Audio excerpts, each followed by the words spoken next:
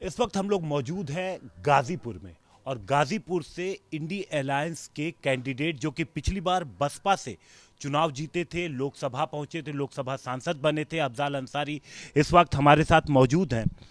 पिछली बार आप बसपा से जीते थे, लेकिन इस बार बसपा अलग है और कांग्रेस और सपा एक साथ है। क्या अंतर है? हमारे साथ तो बसपा का जो वोटर है वो आज भी उसी तरह से है। हमारे हम बसपा से अलग कहाँ हैं।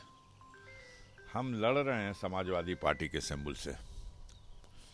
समाजवादी पार्टी के मुखिया ने मुझे अपना चुनाव चिन्ह आवंटित किया है, लेकिन न बसपा ने मुझे छोड़ा न मैंने बसपा को छोड़ा है। लेकिन बसपा का वोटर तो अपने चुनाव निशान के साथ जाता है। आप देखिएगा गाजीपुर में 4 तारीख को देखिएगा। मुख्तार अंसारी कितने बड़े मुद्दे हैं यहाँ पर? हम इसको कई आज बंधुओं से कहा कि आज क्षमा कर दीजिए। बस इतना ही बड़ा मुद्दा है कि देश का प्रधानमंत्री, देश का गृह मंत्री और उत्तर प्रदेश का मुख्यमंत्री मुख्तार अंसारी को एक मुद्दा बना करके ये चुनाव लड़ रहा है कि जैसे उसने कोई बहुत बड़ा कारनामा अंजाम दिया और उसका पुरस्कार जनता से लेना चाहता है। अब आपको पता चलेगा 4 तारीख को जनता ने पुरस्कार दिया कि दंड दिया।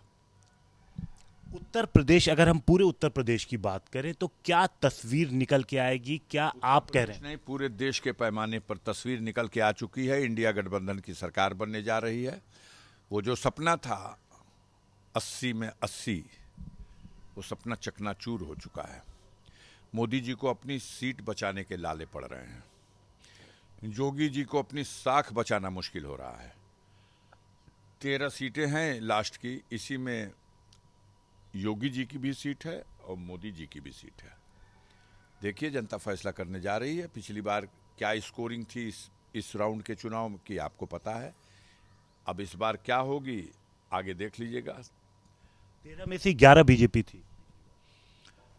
अब देख लीजिए, ये आपकी सीट, आपने मनोज सिन्हा जी को हराया था और एक घोसी। अब खाता खुल जाए तो ये देखिएगा, पुरस्कार देगी जनता। आप कह रहे हैं कि मोदी जी बनारस से पुरस्कार देगी। हाँ, मोदी जी भी बनारस से हार सकते हैं, ऐसी परिस्थितियां हैं, क्योंकि मोदी जी ने और सबके साथ जो झूठ बोला, लेकिन गंगा मैया के साथ जो झूठ बोला, न गंगा अविरल हुई, न गंगा निर्मल हुई और न गंगा स्वच्छ हुई। पूरी तरह से गंगा के नाम पर हजारों हजार करोड़ रुपया कमाई का साधन बना करके लोगों ने हड़प लिया। आज भी हमारे केदारनाथ पीठ के शंकराचार्य स्वामी अभिमुक्तेश्वरानंद जी महाराज ने कहा है कि इन लोगों को वोट देना गौ हत्या का पाप लग जाएगा। क्यों ये कहा उन्होंने? उनका दिल रो रहा है। इसलिए रो रहा है कि जो लोग गौ को माता कह करके और देश के माहौल को बिगाड़ने के लिए ऐसी उत्तेजना फैला दी है कि सड़कों पे लोगों को मारा काटा जाने लगा, वह लोग बीफ का व्यापार करने वाली कंपनियों से 250 करोड़ रुपया इलेक्टोरल बॉन्ड के माध्यम से चंदा लेने का काम किए। तो आज जनता के बीच में सब कुछ उजागर हो चुका है। आज का दिन राजनीतिक बहस और उस मुद्दों पे बहस करने का नहीं है। आज का दिन यह है कि दुनिया के सबसे बड़े लोकतांत्रिक देश में, जहां लगभग 92 करोड़ मतदाता हैं, वो 6 चरण में जितने क्षेत्रों में वोट पड़ना था पड़ गया। 57 सीट के लिए जो आज मतदान हो रहा, आज के दिन भी बेहद कठिन मौसम है। चुनाव आयोग ने ये तिथि तय करते समय पूर्वांचल की जनता और इन 57 सीटों की जनता के लिए लगता है अन्याय किया है। इसमें बुजुर्गों को वोट देना जीवन का जोखिम उठाना है। इसमें गर्भवती महिलाओं को मतदान केंद्र पर जाना कितना कठिन है और धूप में खड़े रहना।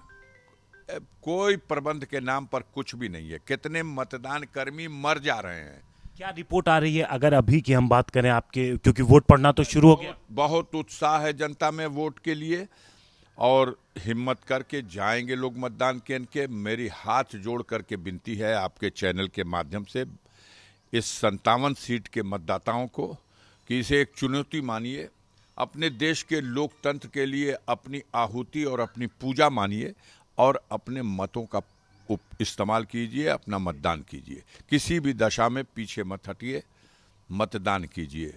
लोकतंत्र जीतेगा अगर आपने मतदान किया तो। अफजाल अंसारी, साफ तौर पर इनका कहना है कि चाहे कैसी भी परिस्थिति रहे, कैसा भी मौसम रहे, वोट देने जरूर निकलिएगा। कैमरामैन रितेश मिश्रा के साथ हिमांशु मिश्रा, गाजीपुर, आज तक।